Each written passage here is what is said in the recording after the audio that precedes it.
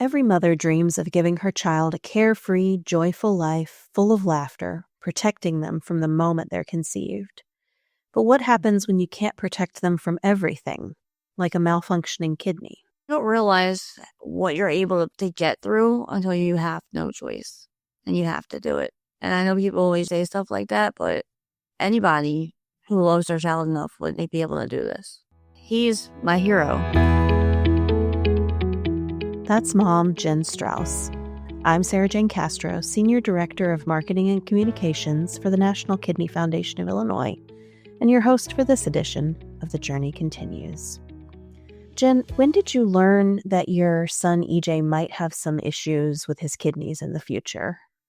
When I was around 5 months pregnant with him. Oh, wow, that early. Yes. And the day I found out he was a boy, I found out we had issues with his kidney. During that 20-week anatomy scan? Yep. What did they tell you?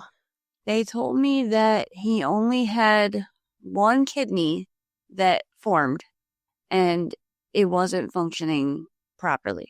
That's amazing that they can tell that from those ultrasounds. It is. They look like Rorschach tests to me. So what did that mean for his care? Did they talk about options for when he was born, or did they kind of just say, we'll wait and see what happened? My first question was, is my child going to die? And they said no. And they made it sound like one surgery and he would be cured. And that was not the case at all. There was a blockage from his kidney to his ureter, and they made it seem like that would just need to be kind of rectified, and he would be fine. Some people have one kidney and they live a normal life, and he could, they thought, and that's not exactly what happened. It was a lot worse than we thought it would be when he was born, honestly. Yeah, I've heard several people say they didn't know they had one kidney until they were adults, when they had a scan for something else. So after he was born, when did it become clear that it was going to require more than just that one little surgery? Immediately. He wasn't breathing properly.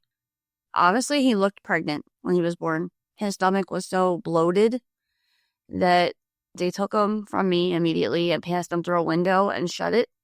And I didn't get to see him for about an hour. And when I did get to see him finally, he was on a ventilator. They did emergency surgery to put in a nephrostomy tube at 23 hours old to drain the kidney. And he had that for, I think, about 2 months, maybe 3. Then they were able to go in and remove the blockage.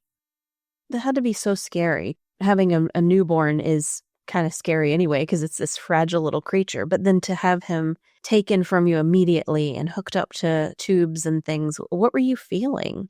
I think I was a little bit numb, like in shock. He was born at Children's Hospital, Philadelphia, so we were more prepared than we should have been, I guess. We knew he won't come home right away. We knew that we were going to go there just in case. Very grateful that we did. They were on top of it immediately. But as opposed to my other child who was born and came home 3 days later, it was completely different. They always say, like, every birth is different, every child is different, but this is really, really different on another level. Yeah. Yeah. So what did kidney care look like for an infant when you did get him home? He had a very hard time eating. He threw up a lot. He was very, very small. He weighed 13 pounds at 15 months old. Wow. And ended up getting a feeding tube. He got the nephrostomy tube taken out at 3 months old. But he ended up needing a vesicostomy at 1.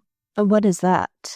They brought his bladder outside the body and let it drain into a diaper to get the pressure off the kidney. Oh, wow.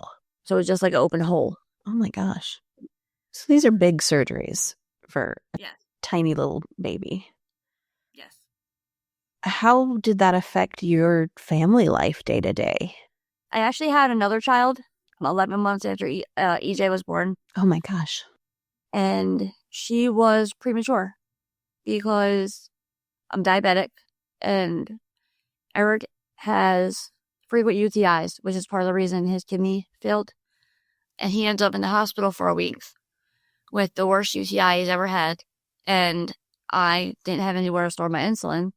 So I just kind of ate, what I could when I could. And they told me to start preparing at that point for dialysis and a transplant when he was 1.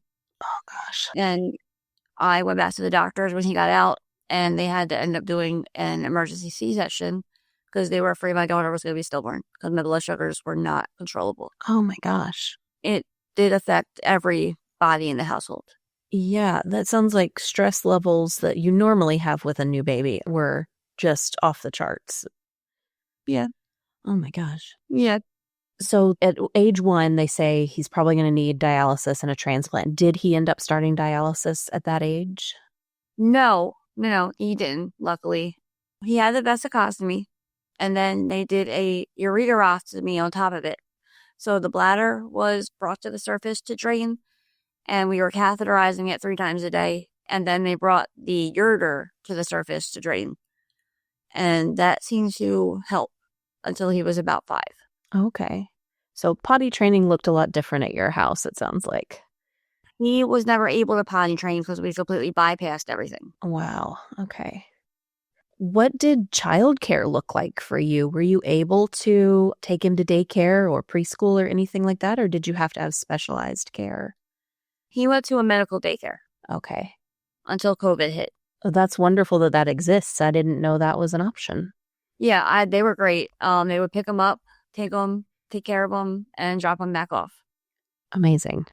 I did decline it for the first year because I was mom and I wanted to do it. And then by the time he was 1.5, I was like, never mind, let's do it. And they were amazing. Yeah, it sounds like you had your hands full with another baby at home too. So that's amazing that exists. That's a wonderful program. Yes. So he gets to postpone dialysis. When did they say, okay, we've got to start this, when it's clear that his kidney is failing? We completely bypassed his bladder until he was 5. And at that point, it was use it or lose it. His vesicostomy prolapsed. So it came out, and he had to have emergency surgery at 3, I believe, to put it back together. And then at age 6, I believe, we reversed the ureterostomy to make the bladder function again.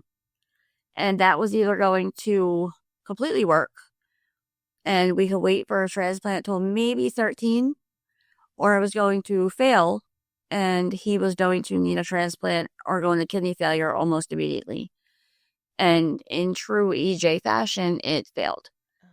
So everything kind of started declining. So we did start looking for a donor. We looked for about 2 years or so without needing dialysis. We found one. She was a match. It was great. And then they said, we don't want him to get the kidney yet because he doesn't truly need it. He's still hanging on. His kidney was still functioning at around, 5 to 10%.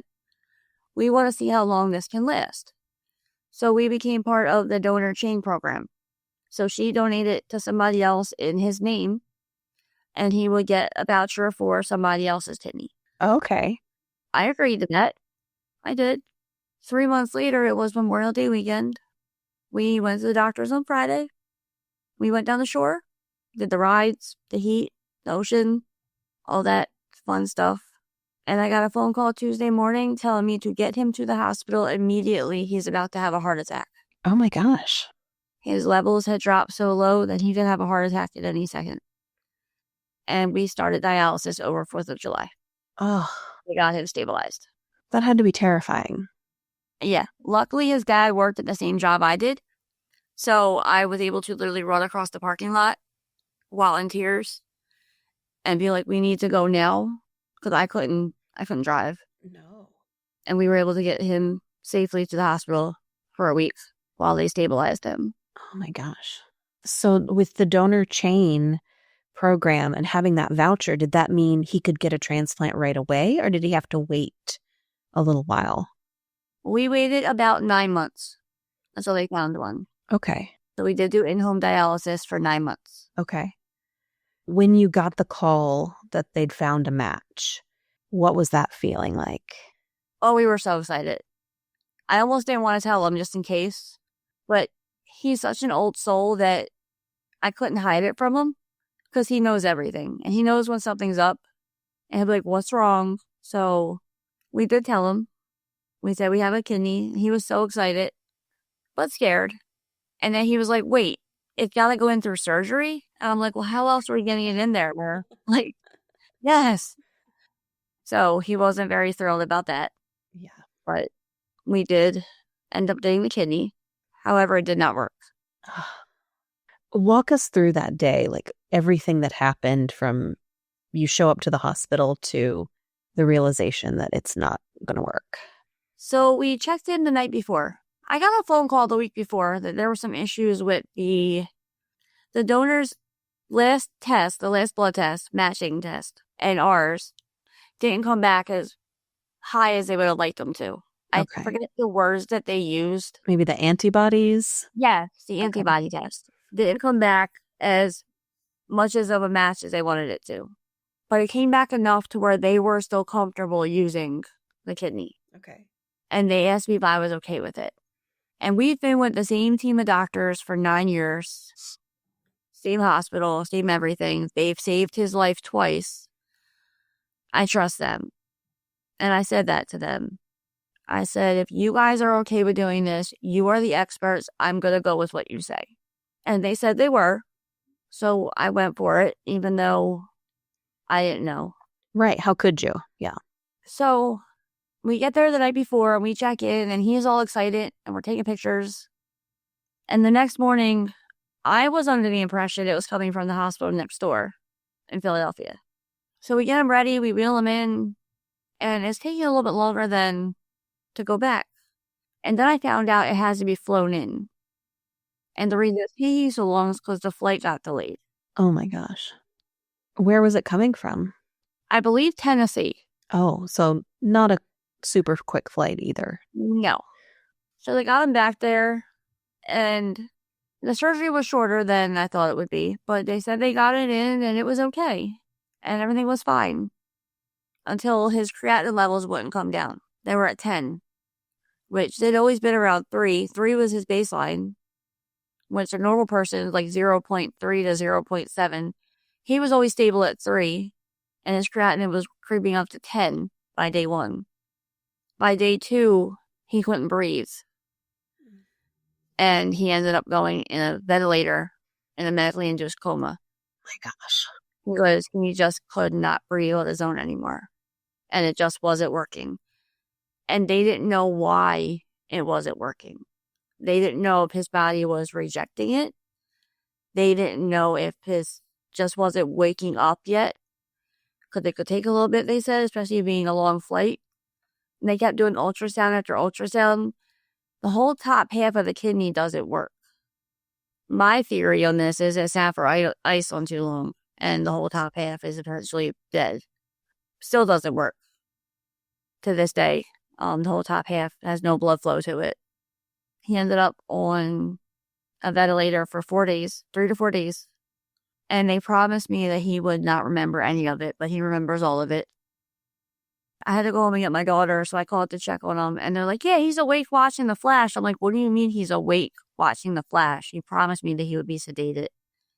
He wasn't. He kept throwing up with the breathing tube and panicking, trying to rip it out because he didn't understand what was going on. I mean, he did, but he didn't. And then they were trying to do apheresis to treat the rejection. And he ended up being allergic to blood products. And he was itching so bad, he was screaming. Oh my gosh. I couldn't help him. There was nothing I could do to help him, except they would give him Benadryl that eventually helped. And then they restarted dialysis, which eventually got him to be able to go home on dialysis. We did have to do dialysis for about a month after his kidney transplant still.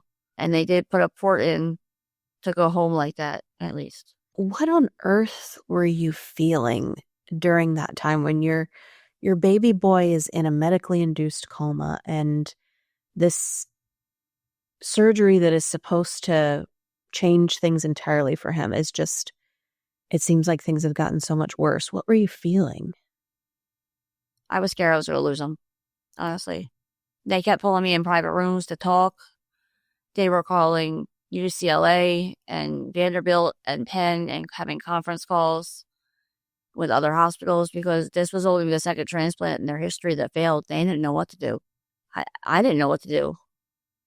And then the doctors kept coming in and trying to talk to me in front of him. And he's smart. He understands everything. And don't do that. Yeah. Because you're going to scare him. Right. If it's bad news, pull me outside, please. Yeah. It sounds like he's grown up in a much more advanced setting than most kids. So he's absorbed all these things. He's understanding a lot more than maybe other little boys his age would. Absolutely. Where did you turn for support? Their hospital social worker is amazing. My best friend was there through the whole time. His dad was there the whole time. And my father and my aunt were in. My dad lives in Florida. He flew up for it, helping my other kids. And my aunt was there helping my other kids. So we did have people around to help us. And then me and his dad would switch off. His dad took off a couple of days and then would sleep at the hospital. And then I would go up with, I got the kids on the bus to go to school. And then we would switch out at night so that somebody was always there with him. So you get to go home. He's got half a kidney now, sort of. He's on dialysis. What is next in his treatment plan? We were going back every day, 4 days a week for dialysis. And then I went to every 3 days a week. And then we were getting blood tests every 2 days to check his creatinine levels to see if they were coming down. Eventually they did. His kidney transplant was March 20th.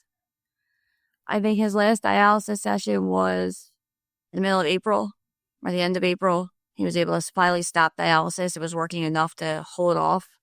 We had a minor setback, so they didn't remove the port until the end of May. And then he was able to go back to school for the last 2 weeks because he was very, very anxious to get back to school and see his friends. So will he need another transplant, or is this kidney functioning okay enough now? He's already been relisted. He was relisted immediately, and he got his voucher back because it failed within the first 30 days. Well, that's good to know that they do that. Yes. They considered this a failed transplant, and they did give him, I found out on his birthday this year that they have officially given him his voucher back. So when this does officially go, it's working at about 18% right now. I mean, if you saw him, you wouldn't realize anything's wrong with him. He looked like a nice, normal, healthy child. And me and him worked very hard to keep it that way. But there's always that, one day it's not going to be that way. When that does happen, we have the voucher to at least fall back on.